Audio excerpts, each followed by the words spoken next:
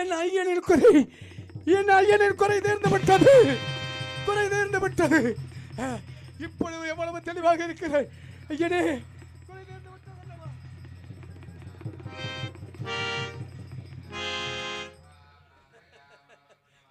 ஐயனே, குறை தீர்ந்து விட்டது.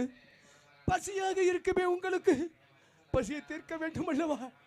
ஐயனே, வெகு தூரம் வேட்டைக்கு செல்ல மாட்டேன், பக்கத்தில் வேட்டைக்கு செல்கிறேன். இளம் பன்றி அடித்து வருகிறேன், அந்த பன்றியை வெட்டி சமைத்துக் கொண்டு வருகிறேன். நான் சொல்ற பிறகு பயமாக இருந்தால், யாரும் இந்த கானகத்தில் மிருகங்கள் வந்தால், வேடர்கள் வந்தாலும்